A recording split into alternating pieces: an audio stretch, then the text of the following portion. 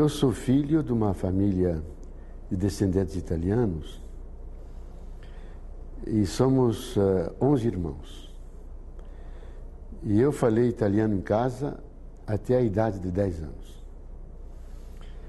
E aprendi português praticamente na escola de meu pai, que era professor, e que acompanhava as duas colonizações que havia na nossa região, isto é, no interior de Santa Catarina, na cidade de Concórdia, conhecida no Brasil devido à Sadia e à Transbrasil. E meu pai era professor de escola e atendia a colonização italiana, a colonização alemã, e alfabetizava nos métodos modernos de Paulo Freire, embora não houvesse Paulo Freire ainda, utilizando os contextos da vida. A maioria dos colonos eram analfabetos, não falavam português, ou falavam alemão, ou falavam italiano. Então, ele, além de dar as aulas de escola, ele mantinha uma escola de adultos para ensinar o português. E ensinar tudo aquilo que um agricultor daquela região devia saber. Nós fomos os primeiros a chegar no interior do estado, abrindo as roças, os caminhos. E então devíamos conhecer coisas de medicina, de agrimensura, de construção de casa. Tudo isso meu pai repassava aos estudantes.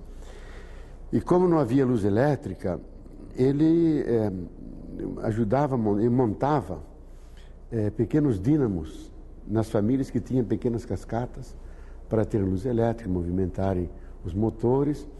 E, ao mesmo tempo, obrigava todas as famílias a ter uma rádio em casa. Porque não valia ensinar português na escola, ninguém praticava em casa, se falava alemão e italiano. Então, obrigando a eles a escutar o rádio todo dia, se habituavam ao português e acabavam misturando português, italiano e alemão. E como minha mãe, até no fim da vida, sempre misturava as duas línguas. E ela era uma pessoa curiosa porque, embora fosse esposa do professor, ela era analfabeta e não quis aprender nunca até o fim da vida. E mesmo nós insistindo com ela, dizia: não, basta vocês lerem para mim que eu já estou satisfeita com aquilo que a vida me ensinou. Com a idade de 11 anos, eu entrei para o seminário.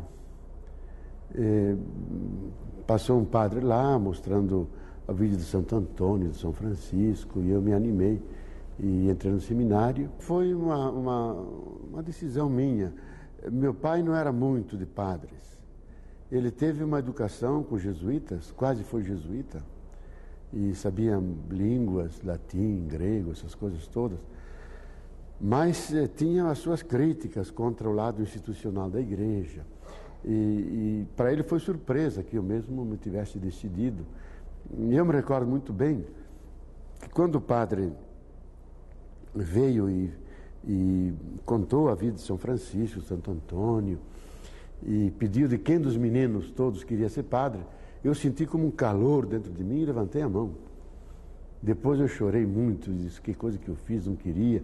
E o padre veio falar com meu pai, almoçou lá com ele, e me chamou e já me anotou para ir, etc.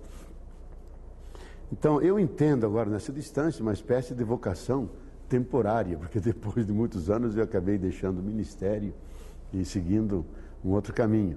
Mas foi aquele chamado. E, de fato, eu entrei no seminário, fiz o curso comum que os candidatos fazem, que é um curso muito rigoroso, porque a escola dos padres é muito séria, em termos do humanismo, das línguas, latim, grego. E eu tive professores notáveis. Um deles foi Dom Paulo Evaristo Arns, que depois foi cardeal, foi professor nosso de francês, de pedagogia. E todos os professores eram da melhor formação, quase todos doutorados em universidades europeias, norte-americanas, para serem professores de ginásio, de colégio. Então, uma formação extremamente rigorosa, que a igreja sempre procurou dar a seus ministros. Depois eu fiz o noviciado em Santa Catarina, Rodeio, perto de Blumenau, fiz a filosofia em Curitiba e fiz a teologia em Petrópolis. E ali também tive professores notáveis, que eram conhecidos não só no Brasil, mas fora do Brasil. Um que foi geral da Ordem, Frei Constantino Koser. Tive novamente Dom Paulo Evaristo Arns, que era professor de História Antiga da Igreja, Patrologia, que a gente chama. Um outro que foi um grande teólogo do Vaticano II, Dom Frei Boaventura Kloppenburg, que vive ainda hoje como bispo, e outros. Então tive uma formação muito sólida e me ordenei padre em 1964, no tempo da Revolução. Eu decidi ser franciscano porque os padres que atendiam a nossa região eram todos frades alemães e era o único que nós conhecíamos. E lentamente fui descobrindo a grandeza desse caminho espiritual dos franciscanos, porque é um caminho espiritual ligado à ecologia. Ele não tem o rigor da formação clássica, por exemplo, dos jesuítas, que é muito rigorosa, muito disciplinada. O franciscano está mais ligado ao povo, à lógica da vida. Então, é uma formação, eu diria, mais humanística. E eu herdei isso e me beneficio até hoje dessa formação que eu considero extremamente rica em termos, digamos, do paradigma contemporâneo. A tese básica de São Francisco é aprender fazendo. Então não é a escola pela escola, é a escola unida ao trabalho, é a escola aberta à natureza, é a escola em diálogo contínuo com as pessoas, e desse diálogo sai coisa nova. Isso fundou uma tradição de formação que se nota nos franciscanos, nos missionários que foram os primeiros a chegar ao Brasil antes dos jesuítas. Depois vieram os jesuítas e fizeram essa extraordinária saga evangelizadora.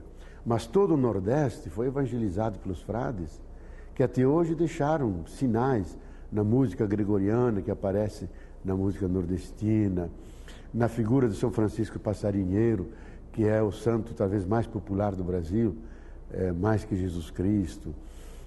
Nesse imaginário do Frei Damião, que é um frade. E isso entrou na alma do povo brasileiro e eu considero isso uma contribuição civilizatória muito significativa, especialmente nas artes, nas pinturas, nas artes plásticas, no imaginário das crianças. A figura de São Francisco é um arquétipo.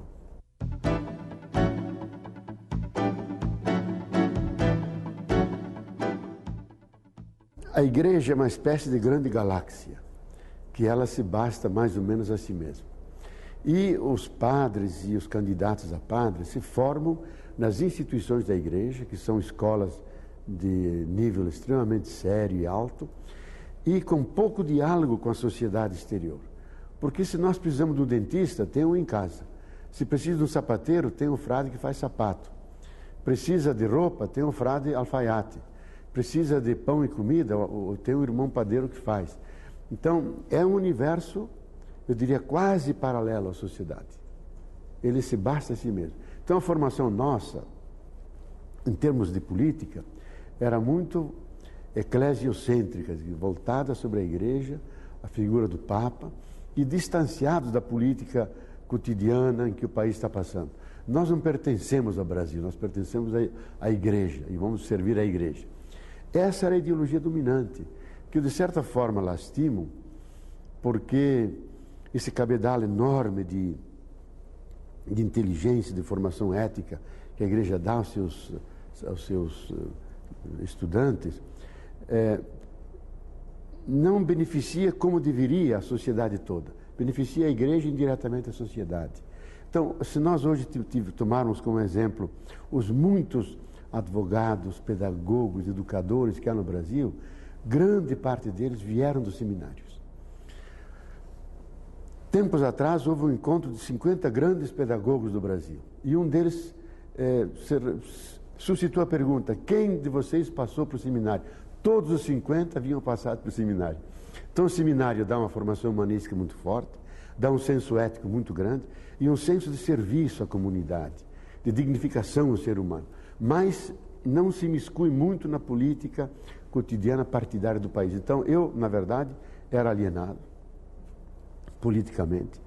Éramos educados a ter uma suspeita fundamental aos revolucionários, aos marxistas.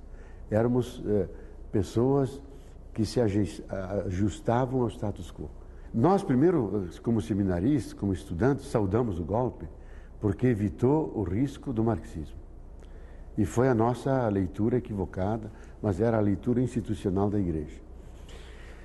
E eu fui aos meus estudos, independentemente do golpe, porque tinha sido destinado a ter a formação europeia para depois voltar e ser, então, professor de teologia.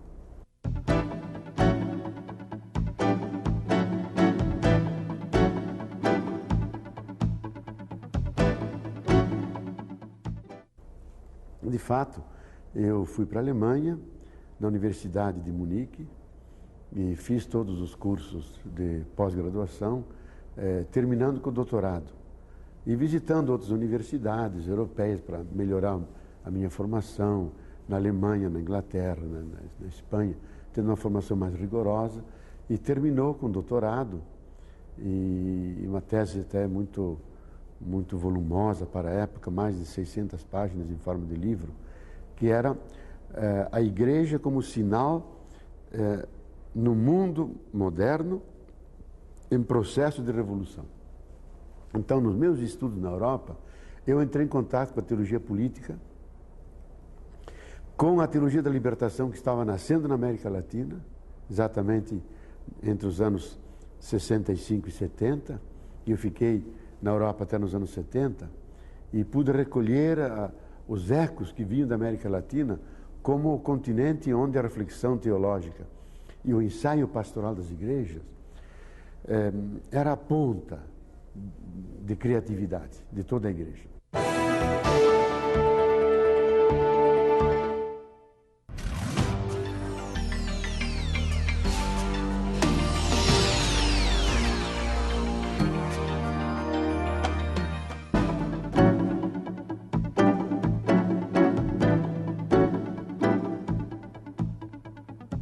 Primeiro foi o contato com os exilados, que eles começavam a vir do Brasil, da Argentina, do Chile, mas muitos do Brasil mesmo, que vinham fugidos, e eles contavam a situação.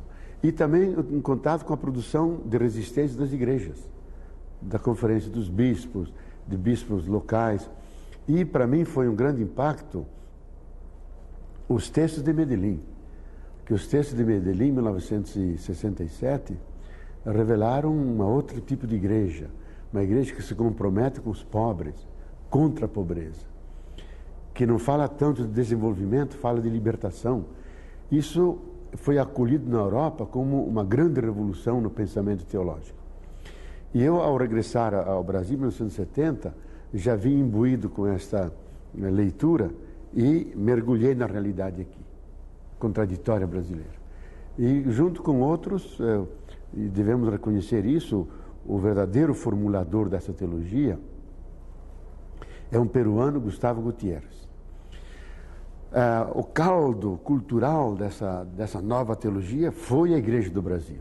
O próprio Gustavo Gutiérrez veio muitas vezes aqui, se deixou inspirar. Foi num encontro em Petrópolis que ele formulou pela primeira vez a expressão teologia da libertação. E eu, em 1970, tive o primeiro choque quando fui pregar um retiro aos missionários e padres e religiosos na Amazônia.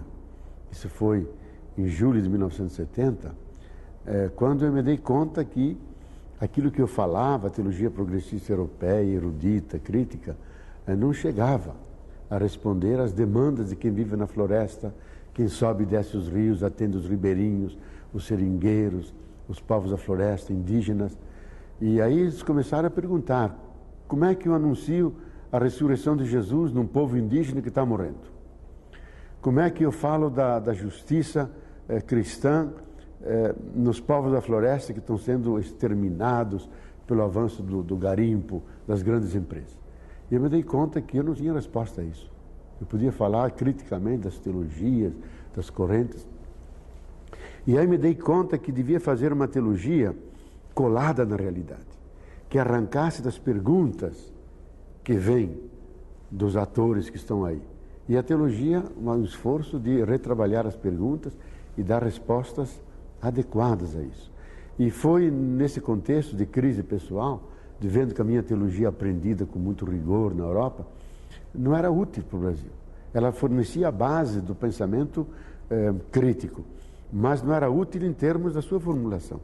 Então, eu me lembro que em julho a dezembro, eu comecei a dar aula sobre Cristo e escrevi o livro que depois foi considerado um dos fundadores da Teologia da Libertação, que é Jesus Cristo Libertador. Como a mensagem de Jesus ajuda a superar a pobreza, mobilizar as pessoas, criticar o poder dominante, apresentar um sonho alternativo de sociedade, onde não o mercado e o desenvolvimento material esteja no centro, mas a pessoa humana, a fraternidade e a justiça. Então foi uma leitura libertadora do Evangelho e Jesus como libertador. E o livro ganhou impacto no mundo inteiro, foi traduzido em muitas línguas. E é um dos, junto com os do Gustavo Gutierrez, que favoreceram um pensamento mais orgânico, que depois se chamou Teologia da Libertação. Voltei a Petrópolis, que tem uma escola de teologia das mais antigas do Brasil, faz mais de 100 anos, e que está num complexo cultural privilegiado no país. Além de ter a maior biblioteca teológica e filosófica do país, com cerca de 200 mil tomos, mais de 300 revistas estrangeiras, que permitem acompanhar a reflexão mundial, ela está junto à editora Vozes, que é uma editora tradicional de mais de 100 anos, e dentro da editora Vozes se publicam as principais revistas teológicas. A Revista Eclesiástica Brasileira, a Revista Vozes, que é a revista de cultura mais antiga do Brasil, o Serviço de Documentação SEDOC, uma revista para as religiosas, uma outra revista Concilium, que sai em 11 línguas, que recobre a reflexão cristã e ecumênica no mundo. Então são os professores que animam e publicam essas revistas. Eu voltei para integrar o grupo e ao mesmo tempo assumir o editorial religioso da editora Vozes. Eram tempos duros da repressão, de tudo era controlado, e nós procuramos criar uma brecha, publicando os autores malditos, publicando Fernando Henrique Cardoso, publicando Florestan Fernandes, Paulo Freire, Darcy Ribeiro, mas sem nenhum espalhafato, sem nenhuma propaganda, senão a repressão nos atingia. Numa cidade que é tradicionalmente conservadora, como é Petrópolis, lá mora a família imperial, e nós fizemos um trabalho muito sério nessa linha e publicamos enormes coleções do pensamento crítico alternativo, e isso foi um trabalho que eu assumi com muito empenho, e nesse sentido eu vim para cumprir uma tarefa, e vim assumir isso e fiz até que não foi mais possível devido às conjunturas mudadas de igreja e de sociedade. Eu nunca me considerei marxista, porque, como teólogo cristão, a referência nossa maior é o Evangelho, é a tradição cristã. Agora, nada impede que a gente assimile algumas categorias que Marx elaborou e que pertencem hoje às ciências sociais. E duas categorias para mim foram importantes e continuam válidas no marxismo. É demonstrar que a categoria bíblica de pobre, felizes os pobres, de vocês é o reino, toda a defesa que os profetas fazem dos pobres, foi enriquecida por Marx ao mostrar que pobre é feito pobre, porque há mecanismos de injustiça, de exploração, que fazem a pessoa ser empobrecida.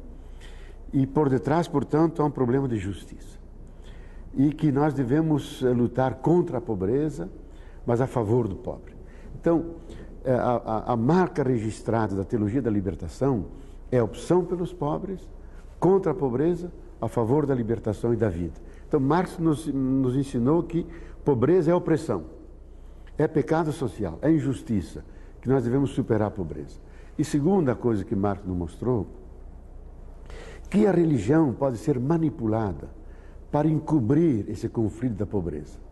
E dizer, pobreza sempre houve, Deus quis que houvesse ricos e pobres, felizes de vocês pobres, tenham o reino de Deus, então não se preocupem aqui embaixo. A religião como ópio do povo. E que o cristianismo foi usado largamente no Brasil e na América Latina para desmobilizar, para encobrir a injustiça. Mas, ao mesmo tempo, Marx diz que a religião pode ser um alto fator de mobilização, desde que o oprimido se dá conta que Deus não quer essa pobreza, que Deus é Deus da vida e a pobreza tira a vida, e que Deus então opta pelo pobre para que ele viva. A glória de Deus é o pobre vivo, é o ser humano vivo. Então, esses dois elementos nós usamos muito para dizer: o capitalismo mantém o cristianismo refém à sua ideologia de exploração, de criação de riqueza de um lado, pobreza do outro. Nós queremos romper esse casamento incestuoso, capitalismo e cristianismo, liberar o cristianismo para ser aquilo que ele sempre foi nas origens, uma força libertária. Como nos Atos dos Apóstolos, eles colocavam tudo em comum e por louvor da comunidade, se diz, não havia pobres entre eles. E a partir daí nasceu o engajamento das igrejas, com os sem terra, sem teto, com os operários, com aquilo que é a libertação, então, contra o regime que ofende os direitos humanos. E a grande saga da igreja brasileira e de teólogos da libertação foi, durante a ditadura, insistir na sacralidade da pessoa humana e no dever de respeitar os direitos humanos e os direitos sociais. E como tais direitos são universais, estão na Carta da ONU, nas nossas constituições, as igrejas se respaldavam, mas levavam o combate político contra a ditadura militar, e exigindo o quadro que permite a observância dos direitos, que é o quadro democrático, que é a participação do povo. Então, a teologia da libertação, ela ajudou a igreja a ser mais humana, mais ligada ao mundo, mais politizada no sentido de buscar a justiça social, relações mais participativas e colocar o sujeito dessa libertação, que é o oprimido mesmo. Não é a igreja que vai libertar, não é o Estado que vai libertar. É o próprio oprimido que se dá conta de sua opressão, rejeita a opressão, elabora uma consciência que ele é um cidadão livre, uma pessoa, se organiza, então, em movimentos, sindicatos, comunidades de base, grupos bíblicos, entra no movimento Sem Terra, que é uma criação da igreja, da libertação. E se dá assim práticas que vai melhorando sua vida. Tenha mais saúde em casa, que tenha água tratada, que a criança possa ir para a escola. De libertação não é liberdade, é a ação que vai criando a liberdade. Liberdade que está cativa de um sistema que impede que as grandes maiorias vivam em liberdade. Então, a teologia da libertação, que foi vivida pelas igrejas, e ainda hoje ela é uma teologia séria e viva, lá onde as igrejas fizeram opção pelos pobres. Agora, há igrejas que não fizeram opção pelos pobres, fizeram opção pela burguesia, pelo status quo. O que elas mais temem é que haja conflito social. Conflito existe, mas elas desconsideram. Então, naquelas igrejas que assumem o conflito e dizem devemos superá-lo, porque o conflito é dilacelador do tecido humano, ele representa injustiça. Então, a teologia da libertação é uma referência teórica e ela se renova em contato com as várias frentes políticas, econômicas, em que se dá a opressão humana.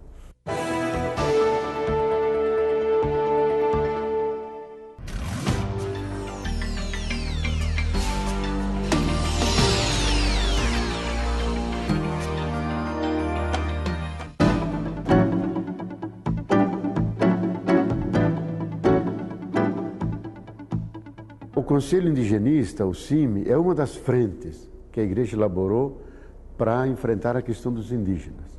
Como o Sem Terra do Sem Terra, como a articulação da Pastoral dos Negros, a questão dos negros.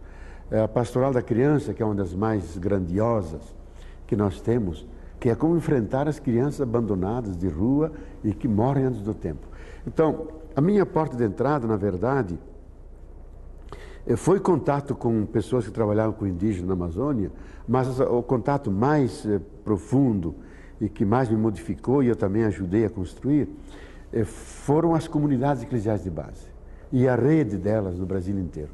Hoje elas são mais ou menos 100.000 comunidades eclesiais de base e quase 1 milhão de círculos bíblicos, pequenos grupinhos que leem a página da Bíblia comparado com a página da realidade e daí, no confronto, tiram medidas para a vida.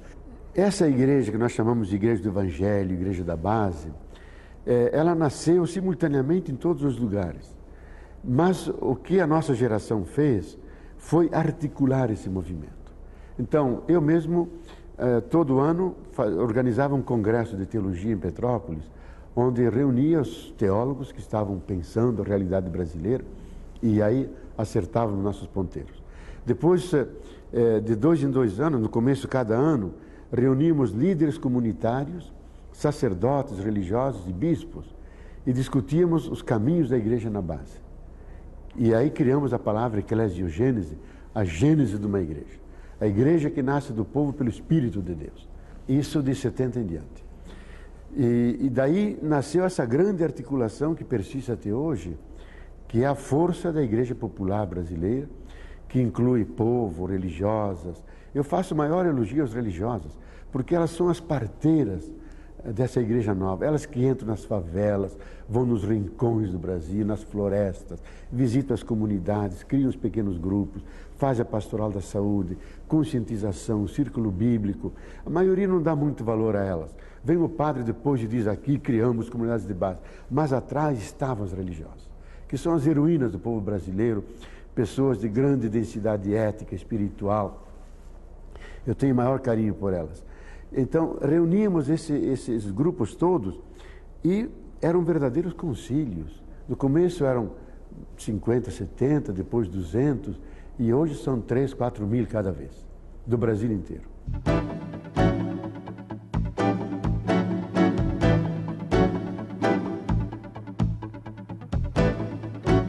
Como havia a opressão militar, a ditadura, as contradições internas da igreja não eram sensíveis, porque nós tínhamos inimigo fora a ser combatido.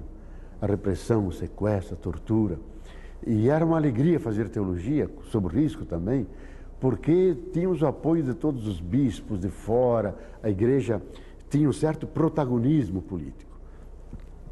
Porque os militares podiam tudo, apenas não podiam transformar o militar em bispo. O bispo era livre e usava a liberdade e prender um bispo cria um problema da Igreja Universal.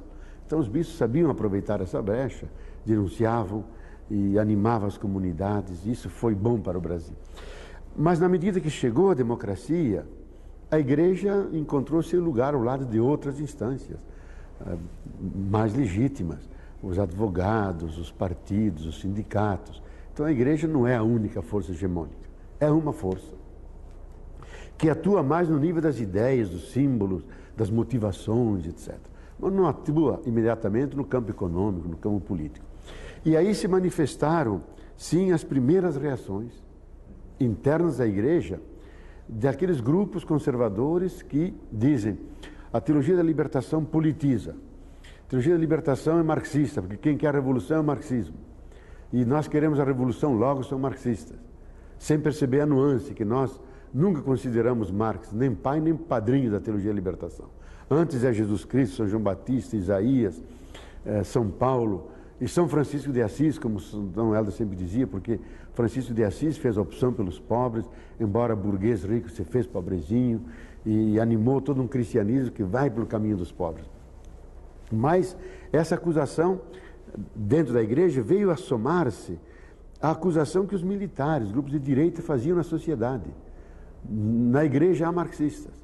Esses que querem a mudança e usam a capa dos direitos humanos, na verdade, é um cavalo de Troia do marxismo internacional. Então, essas duas forças se uniram.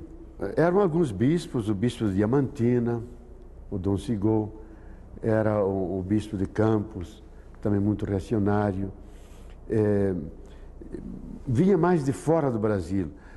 Um bispo que depois ganhou o cardinalato, nos caluniando a nós como prêmio das suas denúncias, que foi Alfonso Lopes Trujillo, que é um cardeal colombiano, metido com máfia da droga, hoje é um grande cardeal em Roma.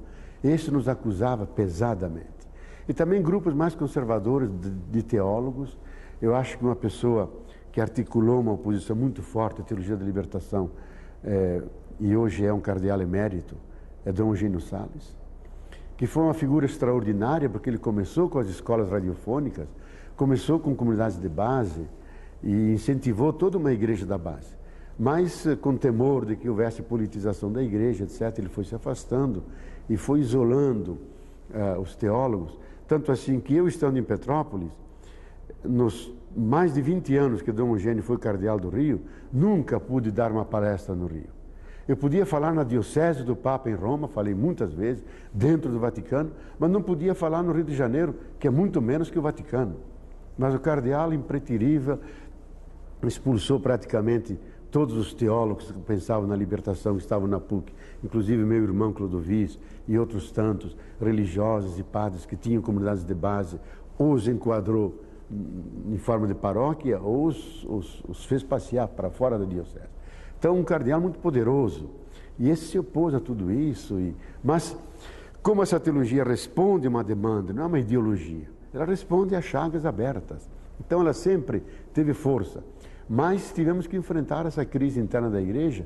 E eu escrevi um livro, Igreja, Cariz do Poder, que era o intento de aplicar as intuições da teologia da libertação, não só para a sociedade, coisa que a teologia fazia, mas para dentro da igreja. Dizendo, a igreja, se quer ser libertadora, ela tem que ser um espaço de liberdade. Ela tem que dar mais valor às mulheres, que estão à margem da igreja. Os leigos, que são só serviciais, eles têm que ajudar a participar e fazer. Tem que ter respeito aos direitos humanos. Na igreja há um permanente conflito, porque ela é muito hierárquica. O poder tem que ser mais participativo e menos centralizador. Sustentava essas teses. Isso não agradou o Vaticano, não agradou os grupos conservadores daqui, e o livro foi levado para o Vaticano. E eu recebi um processo judicial pela ex-Inquisição e tive o castigo, e eu vejo que é um mérito, uma glória, sentar na mesma cadeirinha onde sentou Galileu Galilei. Tive que enfrentar um processo rigoroso da Santa Inquisição, hoje com o nome eufemístico de a Congregação para a Doutrina da Fé. Mas é a antiga Inquisição, com os mesmos métodos, só eles têm vergonha de nos queimar vivos, mas a vontade de queimar tem, porque a forma de pergunta, a forma de isolamento, de punição que dá ao teólogo, se não pode acabar fisicamente, acaba simbolicamente, moralmente. Agora, como o Vaticano o que mais faz é política, então, a política, no meu caso, era o seguinte: vamos pegar um dos teólogos mais visíveis da Igreja do Brasil, que simultaneamente é assessor da Conferência dos Bispos. Vamos submetê-lo a um processo rigoroso, que é um processo simbólico. Na verdade, nós não queremos julgar Boff, nós queremos julgar a Conferência dos Bispos do Brasil. Como dizem os alemães, você bate no saco e pensa no burro que carrega o saco. No caso, eu era o saco que recebia a pancada. Mas o atingido era o burro, no caso a CNBB, a Conferência dos Bispos do Brasil.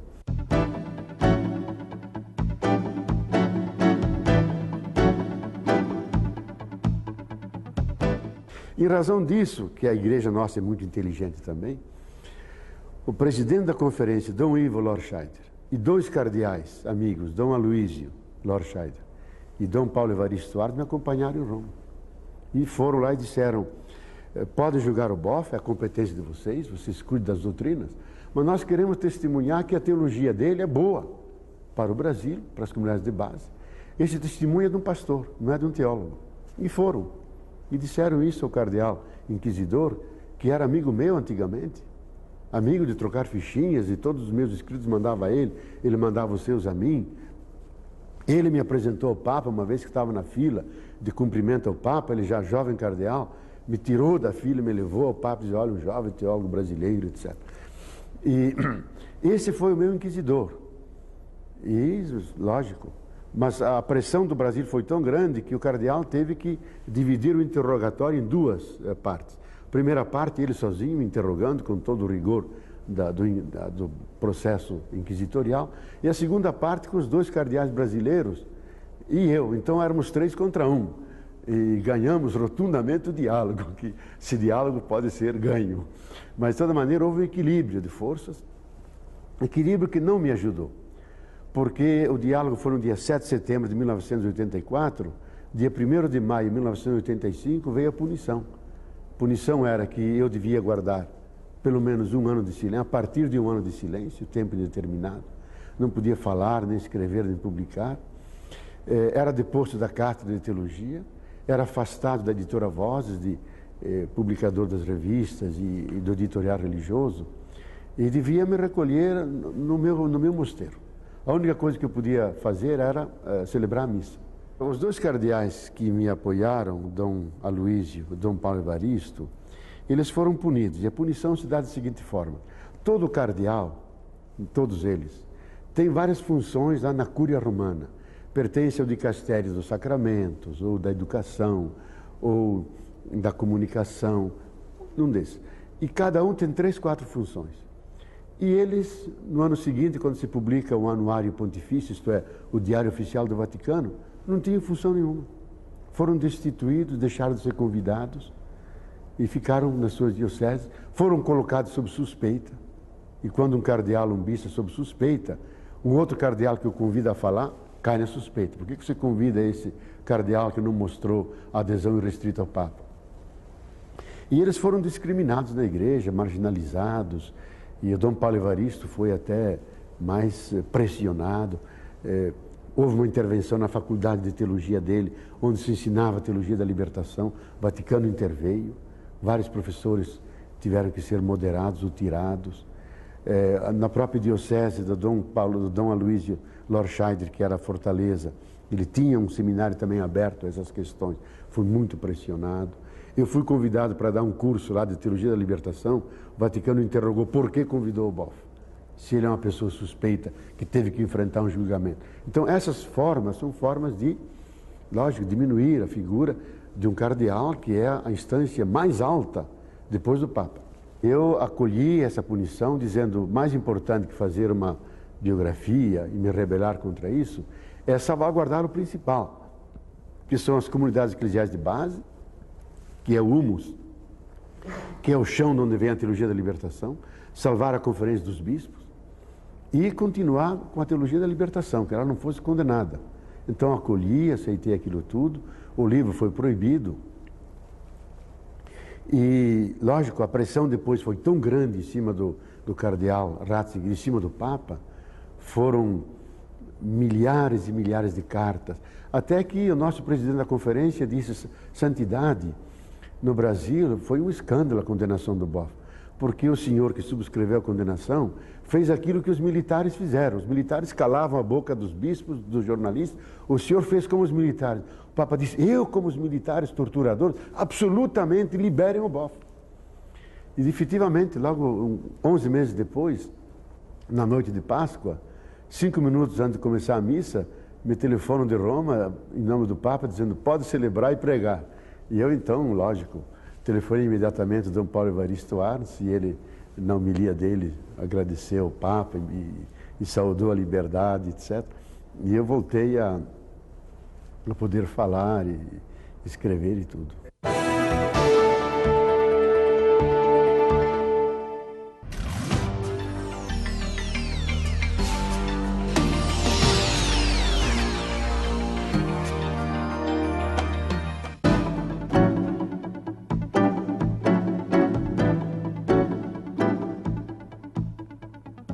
Esse Papa, ele tem uma dupla política.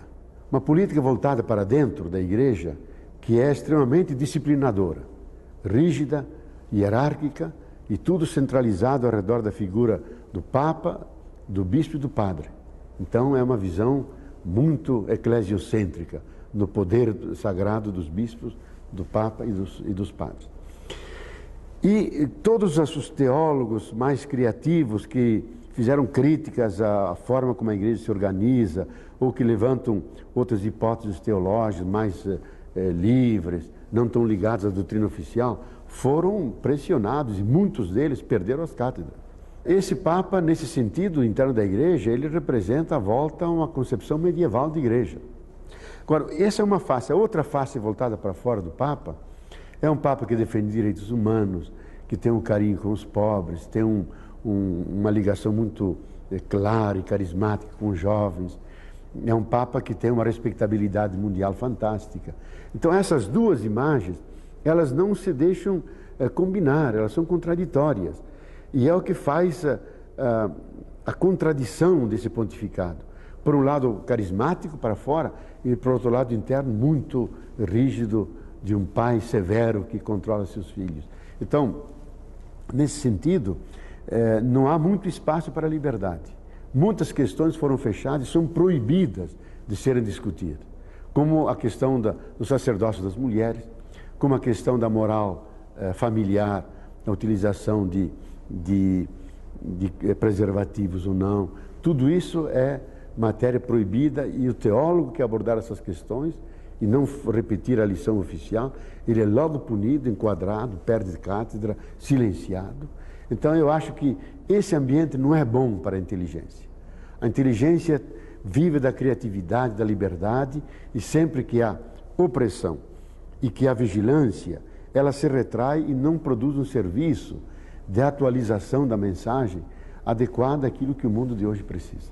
Enquanto houver mecanismos de opressão no mundo, seja econômica, que é a mais dura que existe, seja ideológica, então a ideologia do pensamento único, do mercado, do neoliberalismo, seja o fundamentalismo das igrejas, que se consideram as únicas que têm a revelação, a verdade, e as demais estão no erro, ou no risco do erro.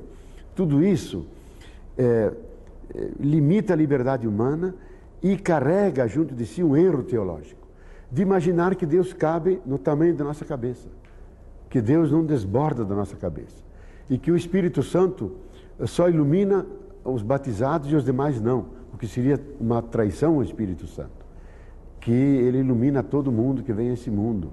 Então, eu acho que a história humana é a história da liberdade oprimida, que busca a sua libertação, e ela não se concluiu ainda, porque em todas as partes sentimos opressão, enquadramento, e particularmente sobre esse pontificado, a inteligência cristã foi muito condicionada e muitos sofreram as pesadas cargas da mão controladora que vem do Vaticano. Eu pessoalmente senti isso.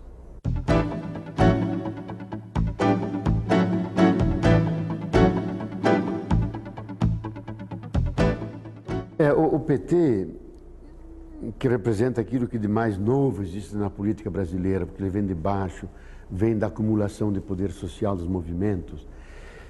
Ele nasceu, uma das vertentes do PT é a Igreja da Libertação. Ele tem 3 fontes que deram origem ao PT, que é a luta sindical do Devem Lula, que é a luta dos exilados que vieram com ideias socialistas, democráticas, que ajudaram a formar o partido. E a terceira vertente, muito forte, são as comunidades eclesiais de base. O próprio Lula, falando no Encontro Nacional de Fé e Política, com havia 4.000 representantes, dizendo: eu quero dizer a vocês com profunda convicção que para mim hoje o verdadeiro criador do PT são as igrejas da libertação, católica, luterana, presbiteriana e outras, porque sindicalistas éramos alguns perseguidos pela polícia. Os exilados estrangeiros intelectuais brilhantes, mas eram poucos. Agora, quem deu massa, quem deu força em número, animação, que vão para a rua, que lutam e dão persistência, e até hoje, são as comunidades eclesiais de base e são as pastorais sociais. Isto é a pastoral da terra, a pastoral da criança, do negro, dos direitos humanos, etc. Então, eu estou feliz de ter colaborado na animação de uma dessas fontes. Eu mesmo nunca entrei no PT porque achava e continuo achando que, como teólogo, e na época era padre ainda, eu não devia me partidizar, devia animar aquelas forças, mas o partido tem uma outra lógica que eu respeito, e um teólogo, eu acho que não deve ser parte. Ele pode apoiar a parte, mas tem que estar um pouco, não acima, mas para além, para animar aquilo que... Porque se esse partido amanhã trair a causa da libertação, nós vamos combatê-lo. E se amanhã Lula e o seu movimento não representar um Brasil diferente, um Brasil da libertação, nós vamos execrá-lo. Porque o projeto do Brasil que vem de baixo transcende o partido. Mas ele encontra um canal no partido e nós devemos saudá-lo nesse sentido. É um instrumento, um meio para conseguirmos esse fim que achamos que é digno e decente.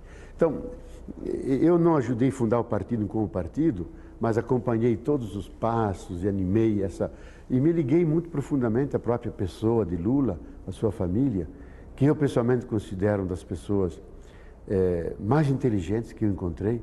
Veja que eu andei por todos os fóruns mundiais, desde de MIT, lá em Massachusetts, na Academia de Ciências de Moscou e de Pequim, circulei em fóruns muito importantes da inteligência mundial.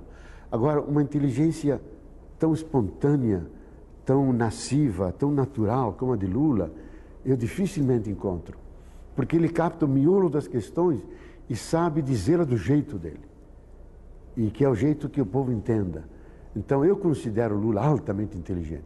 Eu penso até mais inteligente que eu mesmo. Não porque eu me considero muita coisa de inteligência, mas pelo menos transo o mundo da inteligência. Eu acho uma coisa singular e altamente positiva que o PT é radicalmente democrático. Isto é, desde que as tendências se organizem dentro do arco das opções básicas que formam o partido, algumas que extrapolam isso saem e criam lá seus movimentos. Então permite um amplo debate, as várias tendências. Como nós somos a favor da biodiversidade, quanto mais animais, quanto mais árvores, quanto mais passarinhos, tanto melhor, por que não na política? Pensamento único, isso é coisa que o PFL faz, que o mercado faz. Ele é antiecológico, ele destrói a cabeça das pessoas. O PT não, ele é da biodiversidade. Quanto mais bichos políticos, já que Aristóteles diz que nós somos um bicho político, tanto melhor, desde que construam o partido. Isto é, haja convergência em alguns pontos fundamentais, faça avançar o debate em função do Brasil, não em função do partido.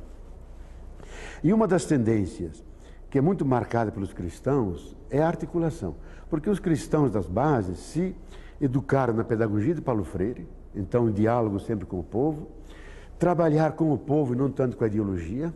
Então, quando há muita discussão, é sinal de que não há muito povo aí. São intelectuais que brigam, que ficam lendo os teóricos e discutem entre si.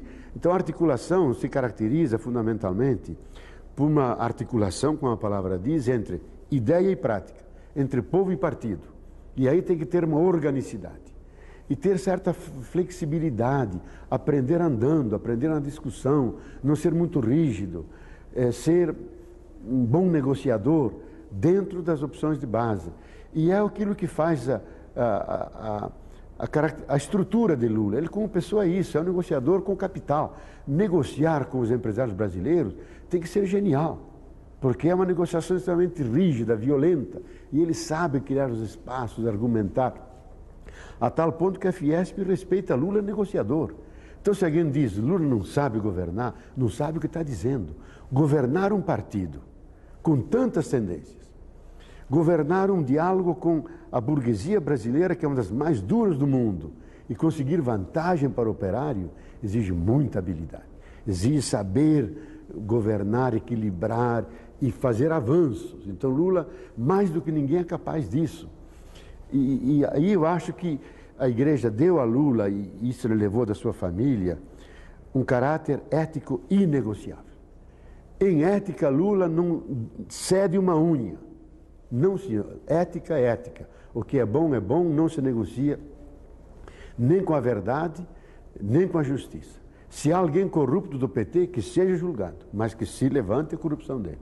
Se há em alguma parte do partido coisas que não são escondidas, que as façam transparentes e se punam quem está ocultando. Então, essa transparência traz saúde à política brasileira. Nós não estamos acostumados a isso, estamos acostumados ao jeitinho, esconder as coisas. Aqui não se esconde nada.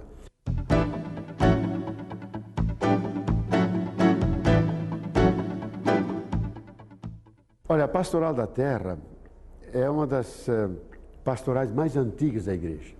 Porque se há um ponto em que a igreja sempre esteve unida, todos os bispos e cardeais, nunca houve divisão, lá antigamente uma pequena, foi com referência à reforma agrária. A igreja sempre sustentou, mesmo os bispos mais conservadores, são da reforma agrária. Isso se entende até por uma razão, eu diria, biográfica. Quase 2/3 dos bispos e padres têm uma extração campesina, são filhos de camponeses. Minha mãe era camponesa, a mãe de Dom Paulo Evaristo, a família deles eram camponeses, Dom Aloysio Lorchade camponeses. Quase todos eles não são urbanos, semi-urbanos, mas fundamentalmente conhecem as famílias, vivem no campo. Então sabe o que significa a reforma agrária e assume isso por interesse quase familiar e por razões éticas, que a igreja no passado sempre considerou a terra como algo não negociável. Terra é de Deus, Terra pertence a quem nela trabalha, quem dela precisa para viver, para morar, etc. Então a igreja tem uma posição pacífica. Em função do conflito de terras no Brasil, ela criou a Pastoral da Terra, que é uma das pastorais mais lúcidas, mais corajosas e cheia de mártires. A Pastoral da Terra já está nos anos 50, desde que a CNBB, que é a Conferência dos Bispos existe a Pastoral da Terra. Então ela está incorporada à Pastoral da Igreja. E o Movimento Sem Terra nasceu junto às comunidades de base no Rio Grande do Sul, na fazenda Anone, quando foi ocupada. Eles fizeram celebrações, etc., e viram que tinham que articular aqueles camponeses, que são todos expulsos de terras, e todos cristãos, ou evangélicos no Sul, ou católicos, e que faziam da fé cristã, especialmente a leitura do Êxodo, da conquista da Terra Prometida, uma força de resistência, de não invadir, ocupar, porque a terra é para nós que trabalhamos.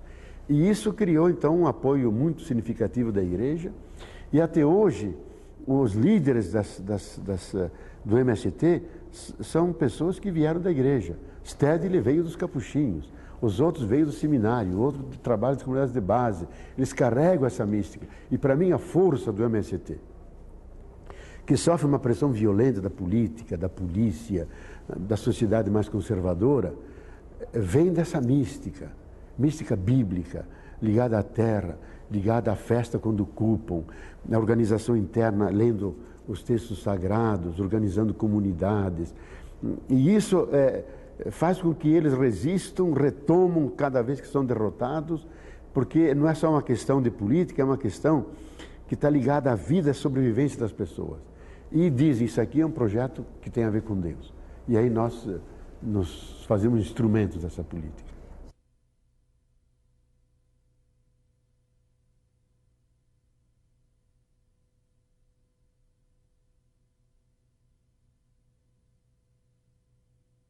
Em 1986, o Papa me liberou da palavra, mas o controle das instâncias doutrinárias continuavam. Então, tanto assim que eu só podia publicar livros com a censura interna dos frades, com a licença do bispo, e se fosse um livro mais de doutrina, com a aprovação da Conferência dos Bispos do Brasil. Então eu digo, bom, não faço mais teologia, faço documentos pontifícios, porque tanta é a censura e o controle, que a teologia que precisa da liberdade já deixa de ser teologia, vira documento do magistério. E eu fui relutando contra isso, até que em 1992, durante a Eco 92, um cardeal romano diz, você não aprendeu nada dos castigos que você recebeu, você tem que guardar silêncio de novo. Não ensinar mais teologia, não escrever, não viajar. E eu disse não. Primeira vez foi símbolo de humildade, segunda vez humilhação. Humilhação é pecado e não aceito. Não, você pode sair do continente, vai a Roma para ver uma teologia ligada ao Papa. Eu digo, eu não vou a Roma, porque Roma eu perco a fé. Eu tenho que ir para Assis para recuperar a fé.